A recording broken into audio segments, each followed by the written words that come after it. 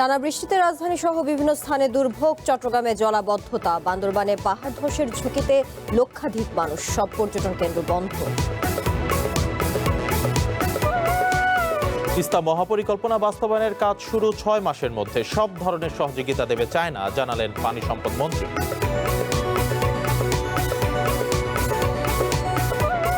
অক্টোবরের প্রথমার্ধে ইউনিয়ন পরিষদ নির্বাচন, বিচারে নিষিদ্ধ না হলে আওয়ামী লীগের কর্মসূচিতে বাধা নেই বললেন উপদেষ্টা জাহেদ। খামেনির মরদেহ নিয়ে শোক মিছিল অব্যাহত, কাল নেওয়া হবে ইরাকের নাজাফ ও কারবালায়, বৃহস্পতিবার দাফন।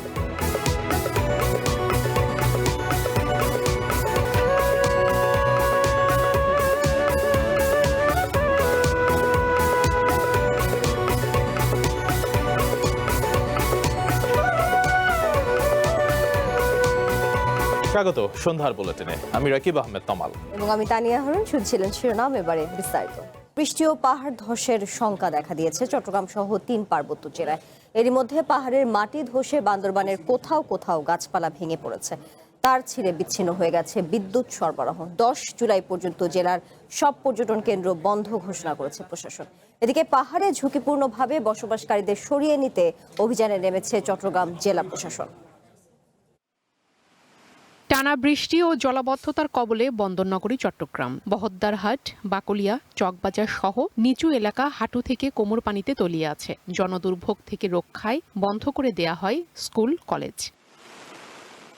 এদিকে দুর্যোগপূর্ণ আবহাওয়ায় সবচেয়ে ঝুঁকিতে আছে আকবর শাহ, লালখান বাজার, মতিঝর্ণা সহ বিভিন্ন পাহাড়ে বসবাসকারীরা। দুর্ঘটনা এড়াতে খোলা হয়েছে 8টি আশ্রয়কেন্দ্র। ঝুঁকিপূর্ণ বাসিন্দাদের সরিয়ে নিতে মাইকিং সহ অভিযানে নেমেছে জেলা প্রশাসন। বৈরী আবহাওয়ায় ব্যাহত হচ্ছে বিমান ওঠানামা। এদিকে নগরীর রহমান নগরে দেয়াল ধসে 1 জন নিহত হয়েছেন, আহত হয়েছেন আরও 4 জন। 30 বছরের মতো এরকম পানি কখনো দেখিনি। বাজারতলার দিকে একটু কম থাকলেও এরিয়াতে অনেকটুকু পানি। ভারী বর্ষণে বান্দরবানেও দেখা দিয়েছে বন্যা ও পাহাড়ি ধসের শঙ্কা। বিভিন্ন এলাকায় পাহাড়ের মাটি ধসে ব্যাহত হচ্ছে যান চলাচল। গাছপালা ভেঙে কোথাও কোথাও তার ছিঁড়ে বিদ্যুৎ সরবরাহ বিচ্ছিন্ন রয়েছে। সাঙ্গু নদীর পানি বাড়ায় বোট চলাচল ঝুঁকিপূর্ণ হওয়ায় তিন্দু, রেমাক্রি ও নাফাখুমে আটকা পড়েছে শতাধিক পর্যটক। তো ওয়েদার খারাপ হওয়া শুরু হয়েছে আমরা যখন নাফাখুমে গেছি। জিন্নাপাড়ার ওই সাইডে আসে আপনার 3 জন গাইড আর 18 জন পর্যটক। 10 জুলাই পর্যন্ত জেলার সব পর্যটন কেন্দ্র বন্ধ ঘোষণা করা হয়েছে। জেলার 7 উপজেলায় 220টি আশ্রয় কেন্দ্র প্রস্তুত রেখেছে জেলা প্রশাসন। সবাই মিলে কিন্তু তাদেরকে সরানোর জন্য মাইকিং বা অ্যাওয়ারনেসটা করা হয়েছে। যারা উইলিংলি যেতে চায়, প্রতিটা উপজেলায় সব মিলে আমার 7 উপজেলায় 220টি আশ্রয় কেন্দ্র প্রস্তুত আছে। রাঙ্গামাটিতেও টানা বৃষ্টিতে পাহাড় ধসের আশঙ্কায় ঝুঁকিপূর্ণ বাসিন্দাদের আশ্রয় কেন্দ্রে চলে যাওয়ার জন্য মাইকিং করেছে জেলা প্রশাসন। এরই মধ্যে বাঘাইছড়ি উপজেলার পশ্চিম লাইলাঘোনা এলাকায় গাছ পড়ে এক নারী নিহত হয়েছেন। জেলা প্রশাসন রাঙ্গামাটি। অন্যদিকে লক্ষ্মীপুর, ফেনী ও নোয়াখালী সহ উপকূলীয় নদ নদী ও সাগরে স্বাভাবিকের চেয়ে বেড়েছে জোয়ারের পানি। ভারী বর্ষণে বিপর্যস্ত হয়ে পড়েছে জনজীবন। হাতিয়ায় রোববার দুপুর থেকে ফেরি সহ সব ধরনের নৌ চলাচল এখনো বন্ধ রয়েছে। দীর্ঘ সময় ধরে আমি অপেক্ষা করতেছি, এখন কখন যাব, কিভাবে যাব।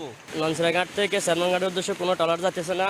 এছাড়া বরগুনা, পটুয়াখালী ও ভোলায় নিম্নচাপ ও মৌসুমী বায়ুর প্রভাবে থেমে থেমে হালকা থেকে মাঝারি বৃষ্টি হচ্ছে। উত্তাল হয়ে উঠেছে মেঘনা ও তেঁতুলিয়া সহ ভোলার চারপাশের নদ নদী। এতে চরম আতঙ্ক নিয়ে দিন কাটাচ্ছেন চরাঞ্চলের হাজার হাজার মানুষ। প্রিয়া কুন্ডু, ওয়ান ন্যাশনাল ডেস্ক। রাজধানী ঢাকা সহ দেশের বিভিন্ন স্থানে টানা বৃষ্টিতে তৈরি হয়েছে জলাবদ্ধতা, বেড়েছে দুর্ভোগ। আবহাওয়া অফিস বলছে মৌসুমী লঘুচাপের প্রভাবে ভারী বৃষ্টি হচ্ছে, যা চলতে পারে আরও কয়েকদিন। সকাল থেকেই মেঘলা আবহাওয়া রাজধানীর আকাশে। হালকা বৃষ্টি, কখনো মাঝারি বৃষ্টিও হয়েছে কোথাও কোথাও। রাজধানীর এই দৃশ্য হলেও চট্টগ্রামে গত 24 ঘন্টায় 283 মিলিমিটার রেকর্ড করা হয়েছে বৃষ্টিপাত। এখন আমরা বসে আছি, বৃষ্টির জন্য খুবই অসুবিধা। এই ভিজুয়াল শেপারে যার বলেন ভিজুয়াল বৃষ্টি হলে কাস্টমার কমে যায়। বাস পাইতেছি না, এমনিতেও কাদা বৃষ্টির কারণে ঝামেলা হইতেছে। মৌসুমী স্থল নিম্নচাপটি উত্তর পশ্চিম দিকে এগিয়ে বর্তমানে লঘুচাপ আকারে অবস্থান করছে ভারতের পূর্ব মধ্যপ্রদেশে, যার প্রভাবে চট্টগ্রাম, কক্সবাজার, বান্দরবান, রাঙামাটি, খাগড়াছড়ি সহ বিভিন্ন অঞ্চলে বৃষ্টিপাত ছাড়াও ঘটছে ভূমিধসের ঘটনা। আবহাওয়া অফিস বলছে 10 এপ্রিল পর্যন্ত অব্যাহত থাকতে পারে এমন বৃষ্টিপাত। চট্টগ্রাম বিভাগে বেশি পরিমাণ বৃষ্টিপাত হচ্ছে, আর আজকে 7 তারিখ মোটামুটি 2-3 দিন যাবত সেটা অব্যাহত রয়েছে এখনো। আগামী আরও 10 তারিখ পর্যন্ত মোটামুটি অব্যাহত থাকতে পারে।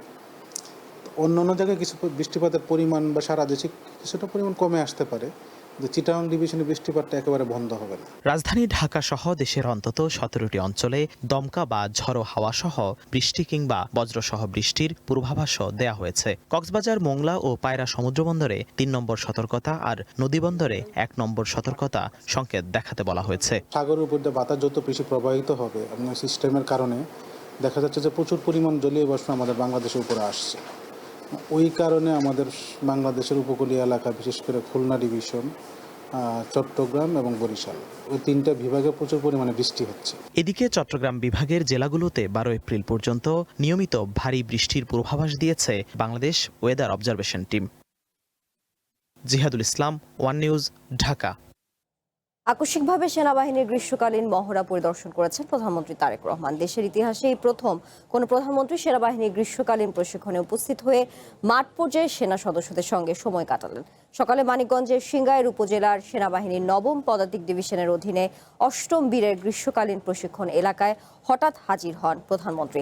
এরপর পুরো মহড়া এলাকা হেঁটে পরিদর্শন করেন তিনি। যুদ্ধক্ষেত্রে সেনা সদস্যদের অবস্থান গ্রহণ, রণকৌশল, সমরাস্ত্রের ব্যবহার এবং বাস্তবধর্মী প্রশিক্ষণের নানা দিক পরিদর্শন করেন প্রধানমন্ত্রী। পরে সেনা বাংকারে নেমে মহড়ায় অংশগ্রহণকারী অফিসার ও সেনাদের সঙ্গে রণকৌশল নিয়ে মতবিনিময় করেন।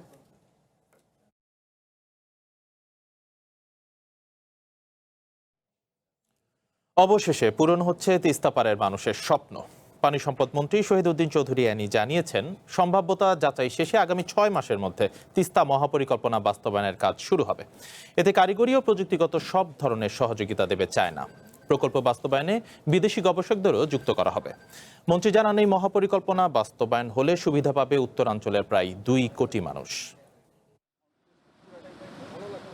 তিস্তা প্রকল্প কে বাস্তবায়ন করবে, চায়না নাকি ভারত? গেল কয়েক বছর ধরেই চলছিল সেই আলোচনা। ভূরাজনৈতিক কারণে বিগত কোনো সরকারি প্রকল্পটি বাস্তবায়ন করতে পারেনি। দোটানার কারণে তিস্তার পানির হিস্যারও সমাধান হয়নি। ফলে প্রতি বছরই নদী ভাঙনে বিলীন হয়েছে হাজার হাজার ঘরবাড়ি আর ফসলি জমি। সম্প্রতি প্রধানমন্ত্রী তারেক রহমানের চায়না সফরের পর তিস্তা মহাপরিকল্পনা বাস্তবায়ন নিয়ে আবারও আশার আলো দেখছেন নদী পারের মানুষ। পানি সম্পদ মন্ত্রী শহীদউদ্দিন চৌধুরী এনি বলছেন, কারিগরি ও প্রযুক্তিগত সুবিধা সহ তিস্তা প্রকল্প বাস্তবায়নে সব ধরনের সুবিধার আশ্বাস দিয়েছে চায়না। অন্তর্বর্তী সরকারের সময় চায়নার একটি প্রতিনিধি দল প্রকল্পটি নিয়ে বেশ কিছু সম্ভাব্যতা যাচাই করেছে। তবে এই কাজ শেষ হতে সময় লাগবে আরও 6 মাস। এরপরই শুরু হবে প্রকল্পের কাজ। এর জন্য আমাদের একটা স্টাডি টিম কাজ শুরু করে দিয়েছে। দেশীয় চায়নার একটা স্টাডি টিম, টেকনিক্যাল টিম, তারা স্টাডি কমপ্লিট করবে। আমরা আশা করতেছি হয়তো বা 6 মাসে স্টাডি কমপ্লিট করতে সময় লাগতে পারে। সে অনুযায়ী আমরা পরবর্তী পদক্ষেপ গ্রহণ করব। পানি সম্পদ মন্ত্রী বলেন, চায়না কারিগরি ও প্রযুক্তিগত সহায়তা দিলেও ভারতের সাথে সম্পর্কের কোনো সংকট হবে না। দেশের স্বার্থকে প্রাধান্য দিয়ে কাজ করবে সরকার। দেখুন, আমার মনে হয় এই দিকে আমাদের মনোযোগ না। আমাদের মনোযোগটা হলো আমাদের সরকারের মনোযোগটা হলো এটা আমার জনগণের সম্পূর্ণ স্বার্থের ব্যাপার, স্বার্থ সংশ্লিষ্ট। জনগণের জন্য যে উপকারটুকু দেওয়া দরকার, বাংলাদেশে তো এরকম অনেক ডেভেলপমেন্ট ওয়ার্ক আমরা করছি বা করব বা করি, সেখানে তো আমার স্বার্থটাকে প্রায়োরিটি দিয়েই আমি একটা রাস্তা করি, একটা ব্রিজ করি, একটা বড় প্রকল্প করি। বাংলাদেশে এরকম শত শত প্রকল্প আছে। প্রকল্পটির ফিজিবিলিটি স্টাডির অর্থ সরকারের তহবিল থেকেই দেওয়া হবে। তবে প্রকল্প বাস্তবায়নে অর্থের জন্য উন্নয়ন সংস্থা সহ বিভিন্ন দেশের সাথে আলোচনা করবে সরকার, জানান পানি সম্পদ মন্ত্রী। বিভিন্ন দেশের গ্র্যান্ট আছে, যেমন ওয়ার্ল্ড ব্যাংকের গ্র্যান্ট আছে, এডিবির ঋণ আছে বা ওয়ার্ল্ড ব্যাংকের ঋণ আছে। সেটা চায়নার হইতে পারে, সেটা জাপানের হইতে পারে, জাইকার হইতে পারে। আমরা তো যে কোনো কাছ থেকেই নিতে পারি।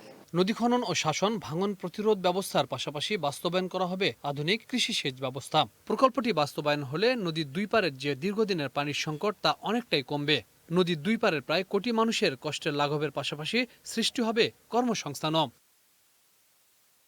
Habib Rahman, one news, Dhaka.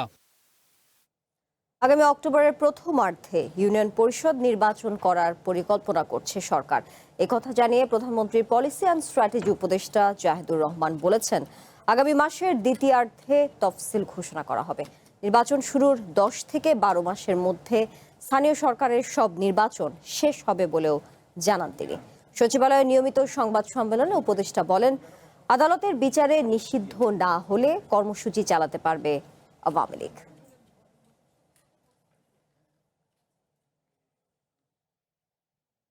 দর্শক, প্রতিবেদনটি প্রক্রিয়াধীন রয়েছে। আমরা যখন আমাদের হাতে পৌঁছবে আমরা তখন আপনাদেরকে তা উপস্থাপন করব। যাচ্ছি পরবর্তী প্রসঙ্গে।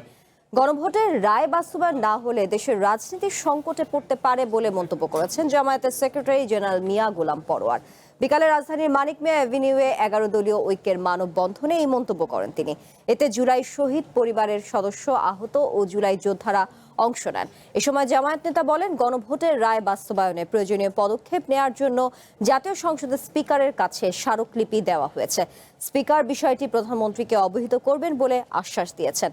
11 দলীয় ঐক্যের নেতারা বলেন, জনগণের প্রত্যাশা পূরণ না করে সংসদ পরিচালনা করলে জনগণ তা মেনে নেবে না।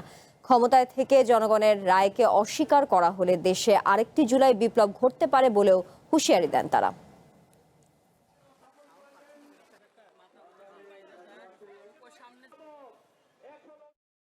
গণভোটের রায় বাস্তবায়ন না হওয়া, এটা যদি বাস্তবায়ন না হয় এই সংকট বাংলাদেশের রাজনৈতিক সংঘাতের দিকে নিয়ে যেতে পারে। আমরা স্পিকারের কাছে স্মারকলিপি দিতে গিয়েছিলাম, তিনি আমাদেরকে এটুকু আশ্বস্ত করেছেন, স্পিকার হিসেবে আমি নিরপেক্ষ, তবুও এই সংকট নিরসনে আমি মাননীয় প্রধানমন্ত্রীর সাথে বিরোধী নেতার সাথে কথা বলে আমার সাধ্য অনুযায়ী আমি একটা উদ্যোগ গ্রহণ করব।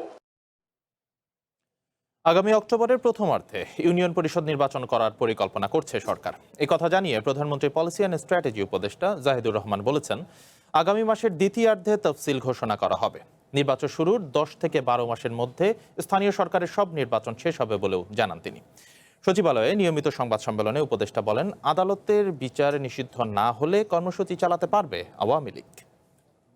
একটা সুসম্পর্ক সমসাময়িক নানা বিষয়ে সচিবালয়ে তথ্য অধিদপ্তরের সম্মেলন কক্ষে গণমাধ্যমের মুখোমুখি হন প্রধানমন্ত্রীর উপদেষ্টা ডাক্তার জাহিদুর রহমান। বর্তমান সরকার জুলাইয়ের চেতনা ধারণ করে দাবি করে তিনি বলেন, 5 আগস্টের আগেই জুলাই স্মৃতি জাদুঘর উদ্বোধন করা হবে। এটা হচ্ছে, এটাকে আমরা স্ট্রেংথেন করব, আমি এটা একমত। সাভারে এনসিপির সমাবেশে বোমা হামলার তদন্ত চলছে উল্লেখ করে তিনি বলেন, এ বিষয়ে বক্তব্য দেওয়ার ক্ষেত্রে নাহিদ ইসলামের আরও দায়িত্বশীল হওয়া উচিত ছিল। জুলাই নিয়ে কটূক্তিকে সরকার এখনো ফৌজদারি অপরাধ মনে করে না বলেও মন্তব্য করেন ডাক্তার জাহিদ। জুলাই নিয়ে কটূক্তি অত্যন্ত মর্মান্তিক, অত্যন্ত অপ্রত্যাশিত, কিন্তু এটা এখন পর্যন্ত আমরা ক্রিমিনাল অফেন্স হিসাবে আমরা কোনো আইনে এটাকে ইনক্লুড করিনি। সুতরাং আইনগত ব্যবস্থা তাদের বিরুদ্ধে নেয়ার ক্ষেত্রে ওই কাজটা আগে করতে হবে। তো সমাজে এই আলাপটা হওয়া দরকার আছে। তুরাগ নদে আওয়ামী লীগ কর্মীর মৃত্যুর ঘটনাকে দুঃখজনক বলে উল্লেখ করেন উপদেষ্টা। বলেন, আদালতের বিচারে নিষিদ্ধ না হলে কর্মসূচি চালাতে পারবে আওয়ামী লীগ, তবে এজন্য তাদেরকে বিচার পর্যন্ত অপেক্ষা করার পরামর্শ দেন তিনি। রাষ্ট্রের আইন যেন তারা মেনে চলেন।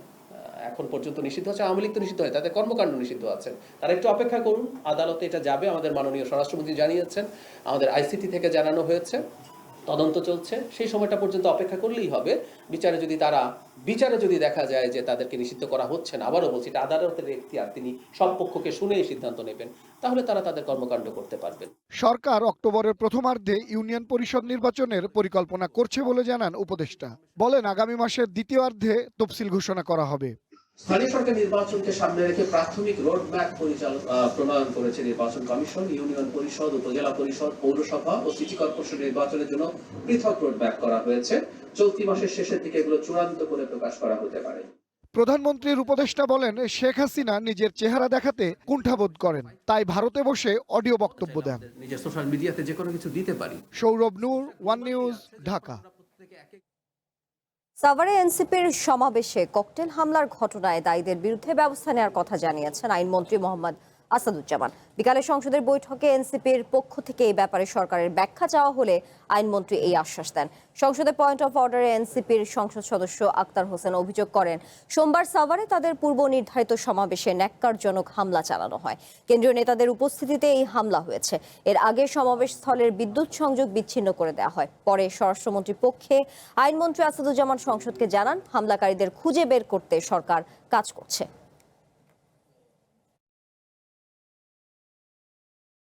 বিভিন্ন জায়গায় দুষ্কৃতিকারী যারা আছে, এই অপরাধীরা এবং বিস্ফোরণকারীরা যে বিস্ফোরণ ঘটানোর সুযোগ পাচ্ছে, তাদের বিপক্ষে আইনগত কোনো ব্যবস্থা গ্রহণ করা হবে কিনা এবং আমাদের নির্বিঘ্ন সভা সমাবেশ করার অধিকার নিশ্চিত করা হবে কিনা, সেটা আপনার মাধ্যমে এই সংসদের কাছ থেকে আমরা জানতে চাই। মাননীয় স্পিকার, আক্তার হোসেন যে বিষয়টার অবতারণা করেছেন, নিশ্চিতভাবেই সেটা অত্যন্ত গুরুত্ব সহকারে আমরা দেখছি। আমরা আশ্বস্ত করতে পারি যে এর সাথে যদি কেউ জড়িত থাকে, তার বিরুদ্ধে আইনিভাবে যতটা পদক্ষেপ নেওয়া সম্ভব, স্বচ্ছতার সাথে ততটা কঠোর পদক্ষেপই সরকার নেবেন। আপনাকে ধন্যবাদ মাননীয় স্পিকার। সাভারে এনসিপির সমাবেশ স্থলে ককটেল বিস্ফোরণের ঘটনায় গ্রেপ্তার দুজনের 2 দিনের রিমান্ড মঞ্জুর করেছে আদালত। বিকেলে তাদের ঢাকার চিফ জুডিশিয়াল ম্যাজিস্ট্রেট আদালতে হাজির করা হয়।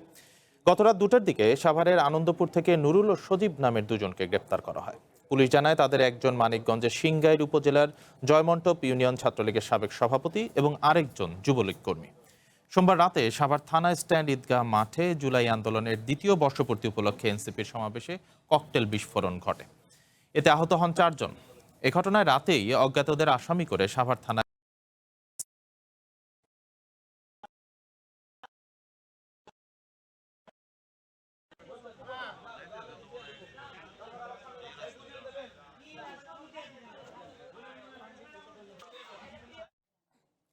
ইরানের প্রয়াত সর্বোচ্চ নেতা আয়াতুল্লাহ আলী খামেনির মরদেহ দেশটির কোম শহরে নেওয়া হয়েছে। বিশেষ একটি হেলিকপ্টারে তার মরদেহ বহন করা হয়। আজও সেখানে শোক মিছিল অব্যাহত রয়েছে। আগামীকাল খামেনির মরদেহ নেওয়া হবে ইরাকের নাজাফ ও কারবালায়। বৃহস্পতিবার তাকে দাফন করা হবে ইরানের উত্তর পূর্বাঞ্চলীয় শহর মাশহাদে। তেহরানে জানাজা এবং সর্বস্তরের মানুষের শ্রদ্ধা নিবেদনের পর কোম শহরে নেওয়া হয়েছে ইরানের প্রয়াত সর্বোচ্চ নেতা আয়াতুল্লাহ আলী খামেনির মরদেহ। মঙ্গলবার সেখানে তার মরদেহ নিয়ে শোক মিছিল হওয়ার কথা রয়েছে।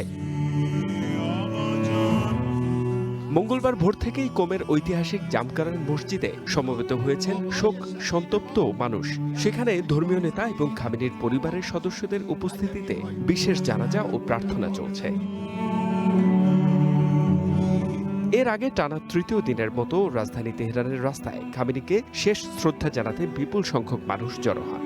রাষ্ট্রীয় টেলিভিশনের দাবি, ওই শোক মিছিলে অংশ নেন কয়েক লাখ মানুষ।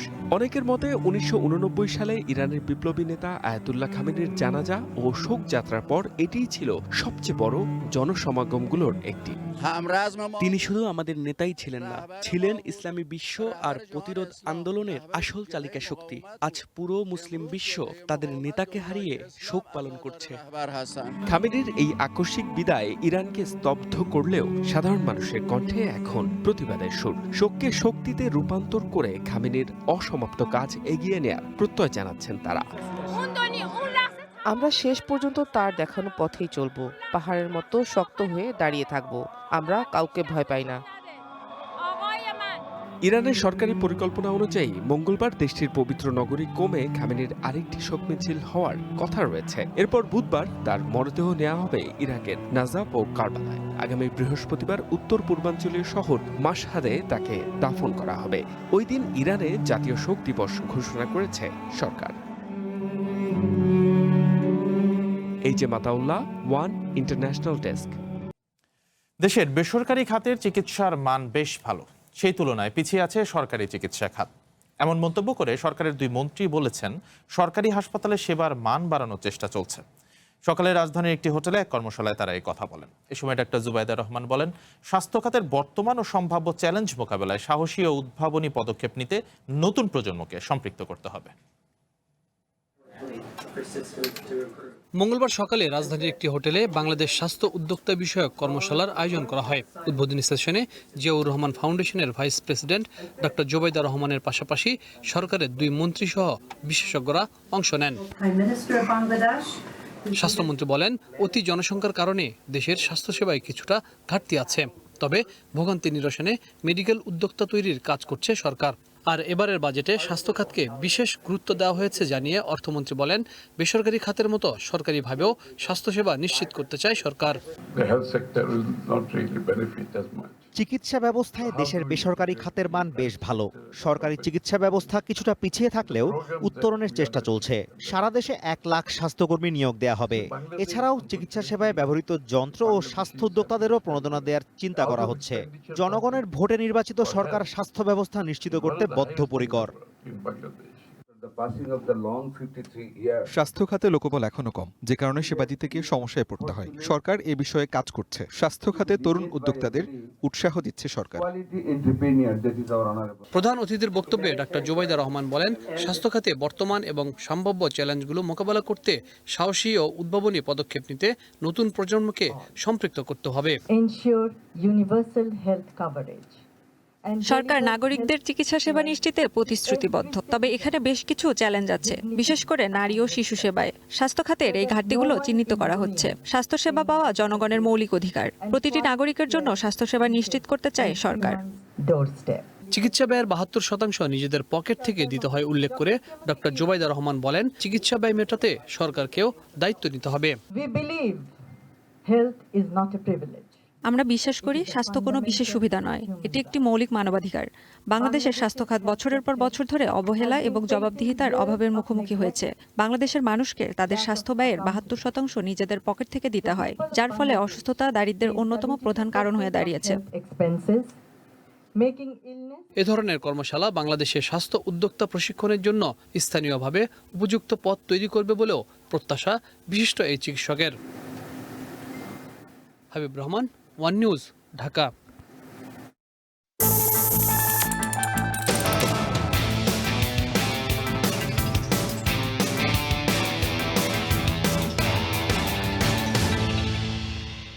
টানা উচ্চ মূল্যস্ফীতির মধ্যে জুনে মিলেছে কিছুটা স্বস্তির খবর। জিনিসপত্রের দাম কমায় মানুষের জীবনযাত্রার খরচ কমেছে।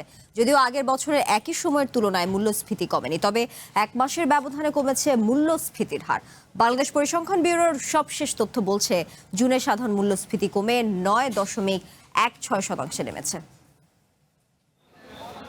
টানা কয়েক মাসের উচ্চ মূল্যস্ফীতির পর জুনে কিছুটা কমেছে পণ্যের দাম। এতে বাজারে মিলেছে স্বস্তির আভাস। বাংলাদেশ পরিসংখ্যান ব্যুরোর সবশেষ তথ্য বলছে, জুন মাসে জাতীয় পর্যায়ে সাধারণ মূল্যস্ফীতি কমে 9.16% দাঁড়িয়েছে, যা মে মাসে ছিল 9.42%। একই সঙ্গে খাদ্য ও খাদ্য বহির্ভূত 2 খাতেই মূল্যস্ফীতির হার আগের মাসের চেয়ে কম। এছাড়া 12 মাসের চলন্ত গড় মূল্যস্ফীতিও কমে 8.68% দাঁড়িয়েছে। সোমবার প্রকাশিত বিবিএস-এর মাসিক মূল্যস্ফীতি প্রতিবেদনে বলা হয়, সবচেয়ে বেশি কমেছে খাদ্যপণ্যের দাম। খাদ্য মূল্যস্ফীতি কমে 8.60% দাঁড়িয়েছে, যা মে মাসে ছিল 9.06%। একই সময়ে খাদ্য বহির্ভূত মূল্যস্ফীতিও 9.71% থেকে কমে 9.61% নেমে এসেছে। সার্বিকভাবে 2024-25 অর্থ বছরের তুলনায় 25-26 অর্থ বছরের মূল্যস্ফীতি অনেকটাই কমেছে। এই ধারা যদি চলতে থাকে তাহলে সেক্ষেত্রে আগামী বছরের জন্য আমাদের মূল্যস্ফীতি অনেকটা কমে যাবে। তবে সবকিছু নির্ভর করছে আসলে এই বিশ্ববাজারের পরিস্থিতি কি, দেশের ভেতরে উৎপাদন অবস্থা কেমন থাকে আর মার্কেট ম্যানেজমেন্টটা কেমন হয়।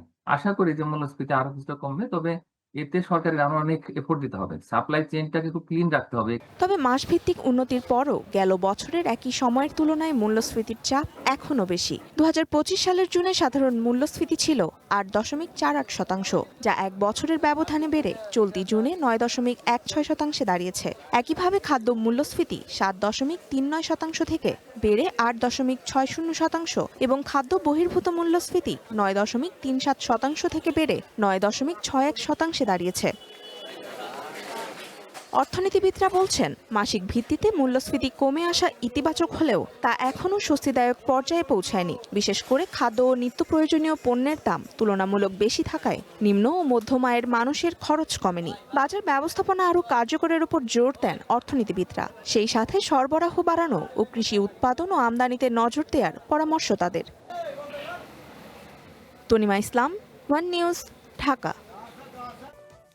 বর্জ্য ব্যবস্থাপনা ও ড্রেনেজ সমস্যা সহ নগরবাসীর যে কোনো সমস্যা সমাধানে যাত্রা শুরু করলো ক্লিন কেয়ার মোবাইল অ্যাপ। এর মাধ্যমে ঘরে বসে মোবাইল ফোনে যে কোনো অভিযোগ দেওয়ার সুযোগ পাবেন ঢাকা দক্ষিণ সিটি কর্পোরেশনের বাসিন্দারা। দুপুরে নগর ভবনে অ্যাপের উদ্বোধনী অনুষ্ঠানে এসব কথা জানান ঢাকা দক্ষিণ সিটির প্রশাসক মোহাম্মদ আব্দুস সালাম। জানান এই অ্যাপের মাধ্যমে ডিএসসিসির জবাবদিহিতা নিশ্চিত হবে। তিনি আরও বলেন, নাগরিক সমস্যা সমাধানে প্রযুক্তির কোনো বিকল্প নেই। এই অ্যাপের মাধ্যমে শুধুমাত্র বর্জ্য ব্যবস্থাপনা নয়, পর্যায়ক্রমে অন্যান্য সমস্যার সমাধান পেতে যে কোনো অভিযোগ করা যাবে।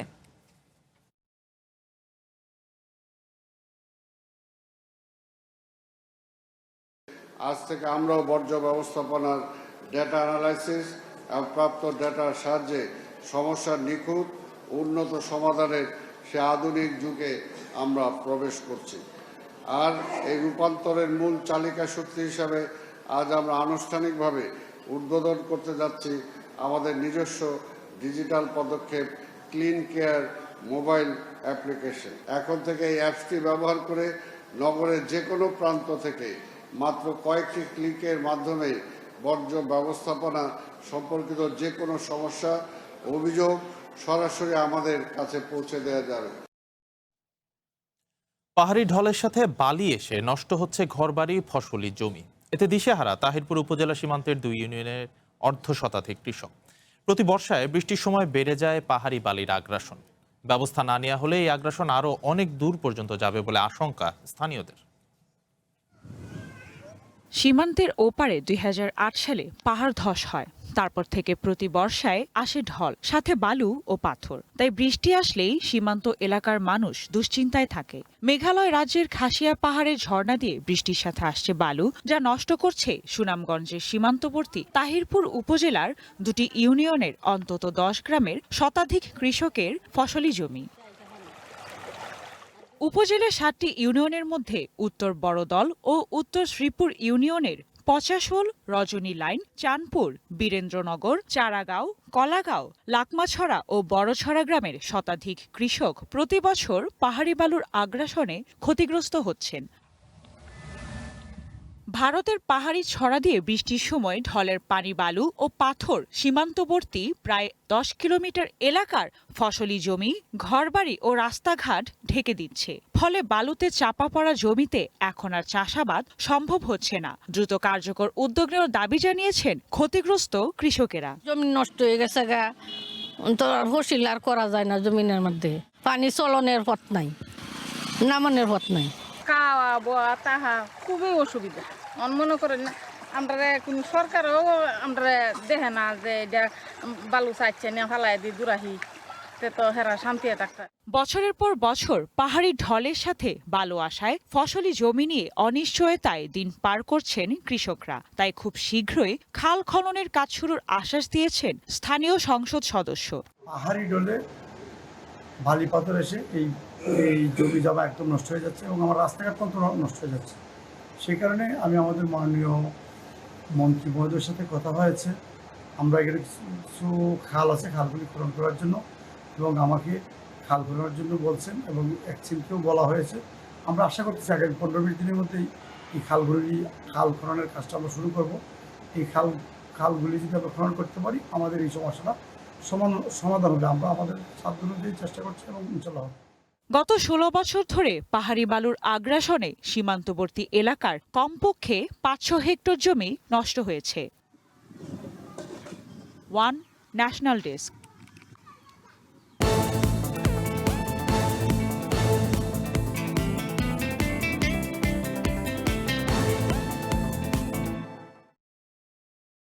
ক্যান্সার আক্রান্ত সন্তান নিয়ে প্রধানমন্ত্রী তারেক রহমানের সঙ্গে সাক্ষাৎ করেছেন জুলাই শহীদ আব্দুল্লাহ বিন জাহিদের মা ফাতেমাতুজ জোহরা। দুপুরে জাতীয় সংসদ সচিবালয়ে সাক্ষাৎ করেন তিনি। এ সময় জাহিদের ছোট ভাই ক্যান্সার আক্রান্ত জিসানের শারীরিক অবস্থার খোঁজ খবর নেন প্রধানমন্ত্রী। আশ্বাস দেন পরিবারটির পাশে থাকার।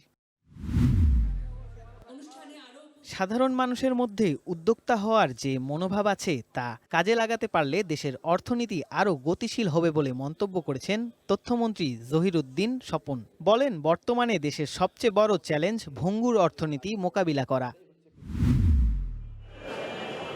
গোপালগঞ্জের কাশিয়ানীতে ৮ বছরের শিশু মাহফুজকে অপহরণের পর হত্যা মামলায় ৩ আসামিকে মৃত্যুদণ্ড এবং 2 জনকে যাবজ্জীবন কারাদণ্ড দিয়েছে আদালত। ঢাকার দ্রুত বিচার ট্রাইব্যুনাল এই রায় ঘোষণা করে। 2012 সালের 5 জুলাই মসজিদে যাওয়ার পথে মাহফুজকে অপহরণ করা হয়। এরপর মুক্তিপণ দাবি করা হলেও টাকা না পেয়ে প্রায় 1.5 মাস আটকে রেখে 20 আগস্ট তাকে শ্বাসরোধ করে হত্যা করা হয়। টাঙ্গাইলে নারীকে ধর্ষণের ঘটনায় 3 আসামিকে যাবজ্জীবন কারাদণ্ড দিয়েছে জেলা নারী ও শিশু নির্যাতন দমন ট্রাইব্যুনাল। একই সাথে প্রত্যেককে 1 লাখ টাকা করে অর্থদণ্ড দেওয়া হয়। 2023 সালে বিয়ের পাত্রী দেখানোর কথা বলে ভুক্তভোগীকে জামালপুর থেকে টাঙ্গাইলের মধুপুরের দুখোলা বনাঞ্চলে নিয়ে ধর্ষণ করে 3 জন।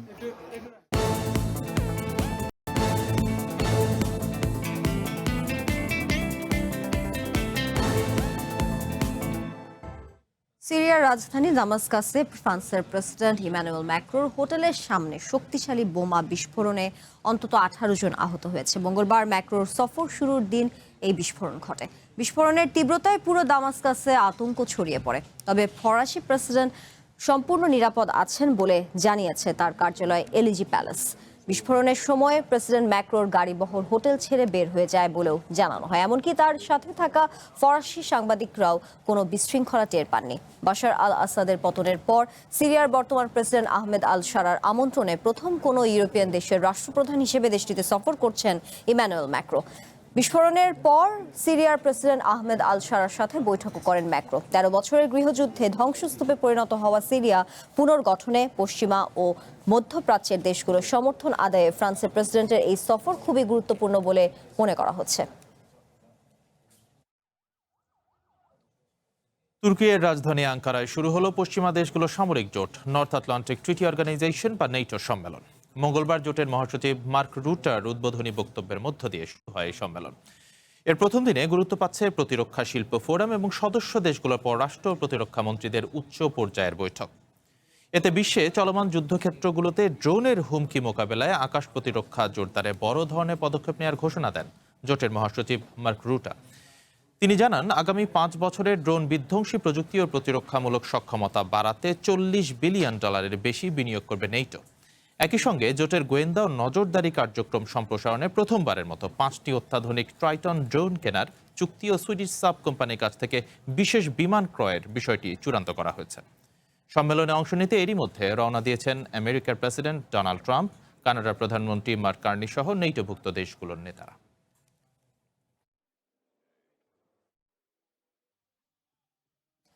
হরমুজ প্রণালীতে বাণিজ্যিক জাহাজ লক্ষ্য করে নতুন করে ক্ষেপণাস্ত্র হামলা চালিয়েছে ইরান। আমেরিকার সংবাদ মাধ্যম এক্সিওস এই খবর নিশ্চিত করেছে। সোমবার রাতে ওমান উপকূলের কাছে 2টি বাণিজ্যিক জাহাজে ক্ষেপণাস্ত্র ছোড়ে ইরানের নৌবাহিনী। এতে একটি তেলবাহী ট্যাঙ্কারে আগুন ধরে যায় এবং 2টি জাহাজেরই ব্যাপক ক্ষয়ক্ষতি হয়। তবে কোনো হতাহতের খবর মেলেনি। এই হামলার ফলে ইরান আমেরিকা যুদ্ধবিরতি চুক্তি ভেস্তে যাওয়ার আশঙ্কা দেখা দিয়েছে। এদিকে তেহরানকে শর্ত মেনে চূড়ান্ত চুক্তিতে আসার আলটিমেটাম দিয়ে নতুন করে সামরিক হামলার হুমকি দিয়েছেন আমেরিকার প্রেসিডেন্ট ডোনাল্ড ট্রাম্প।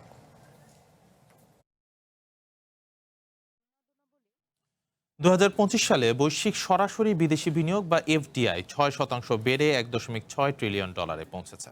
জাতিসংঘের বিশ্ব বিনিয়োগ প্রতিবেদনে এই তথ্য উঠে এসেছে। সংস্থাটি বলছে, উন্নত অর্থনীতিতে এফডিআই বেড়েছে 11%, বিপরীতে উন্নয়নশীলগুলোতে প্রবৃদ্ধি হয়েছে মাত্র 2%। কৃত্রিম বুদ্ধিমত্তা ভিত্তিক ডিজিটাল অবকাঠামোর কয়েকটি বড় প্রকল্প এই প্রবৃদ্ধিতে গুরুত্বপূর্ণ ভূমিকা রেখেছে। একই সঙ্গে শীর্ষ 20 অর্থনীতির দেশ বৈশ্বিক এফডিআই এর 80% বেশি আকর্ষণ করেছে। ফলে বিনিয়োগ বৈষম্য আরও বেড়েছে। এদিকে বাণিজ্য উত্তেজনা, ভূরাজনৈতিক ঝুঁকি এবং উচ্চ অর্থায়ন ব্যয় 2026 সালের বৈশ্বিক এফডিআই প্রবাহের জন্য বড় চ্যালেঞ্জ হিসেবে দেখছে জাতিসংঘ।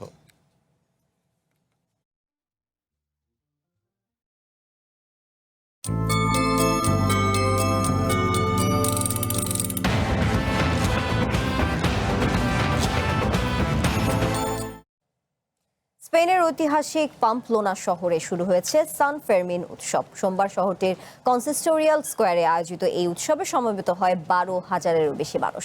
ঐতিহ্য অনুযায়ী শহরের প্রধান পৃষ্ঠপোষক সেন্ট ফেরমিনের স্মরণে 9 দিনব্যাপী এই উৎসবের আয়োজন করা হয়ে থাকে, যার মূল আকর্ষণ ষাঁড়ের দৌড়। স্পেনের উত্তরাঞ্চলীয় প্যাম্পলোনা শহরের কনসিস্টোরিয়াল স্কোয়ারে নেই তিল ধারণের ঠাঁই। দেশটির অন্যতম জনপ্রিয় উৎসব সান ফেরমিন উদযাপনে সেখানে সমবেত হাজার হাজার মানুষ। শহরের প্রধান পৃষ্ঠপোষক সেন্ট ফেরমিনের স্মরণে প্রতি বছর আয়োজন করা হয় এই উৎসবের। সোমবার টাউন হলের বারান্দা থেকে আতশবাজি ফোটানোর মধ্য দিয়ে শুরু হয় 9 দিনব্যাপী এই আয়োজন। এ সময় ভিভা সান ফেরমিন বা সান ফেরমিন দীর্ঘজীবী হোক বলে স্লোগান দেন সমবেত জনতা। উৎসবে অংশগ্রহণকারীদের অধিকাংশেরই পরনে ছিল ঐতিহ্যবাহী সাদা পোশাক ও লাল স্কার্ফ। বাতাসে সেই স্কার্ফ উঁচিয়ে একে অপরের গায়ে পানি ও রেড ওয়াইন ছিটিয়ে দর্শনার্থীরা মেতে ওঠেন উল্লাসে। পাম্পলোনায় আসতে পারাটা পুরোপুরি স্বপ্নের মতো মনে হচ্ছে। এমন একটা উৎসবের অংশ হতে পারা সত্যিই দারুণ ব্যাপার।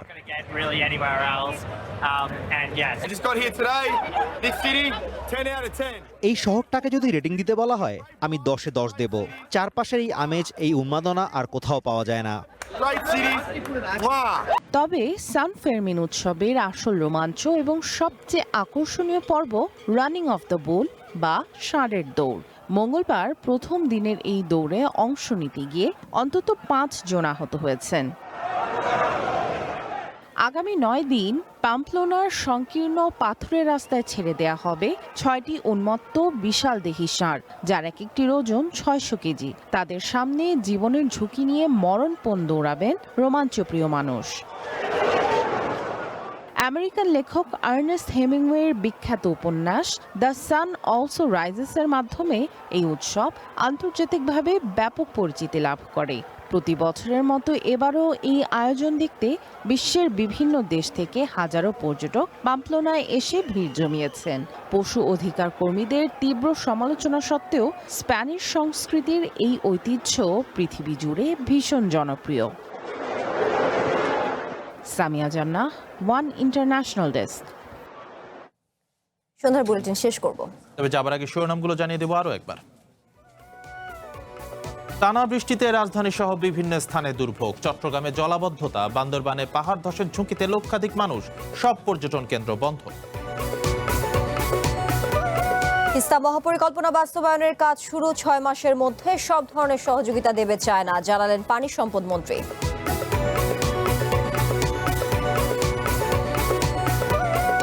অক্টোবরের প্রথমার্ধে ইউনিয়ন পরিষদ নির্বাচন, বিচারে নিষিদ্ধ না হলে আওয়ামী লীগের কর্মসূচিতে বাধা নেই বললেন উপদেষ্টা জাহেদ।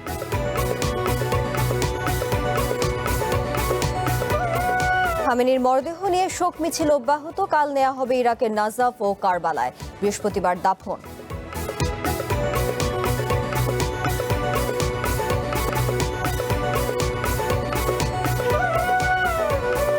সন্ধ্যার বুলেটিন এখন এ পর্যন্ত। একটু পরেই দেখবেন খেলার বুলেটিন। চ্যানেল ওয়ানের সাথে থাকুন, যুক্ত থাকুন আমাদের ফেসবুক পেজ এবং ইউটিউব চ্যানেল।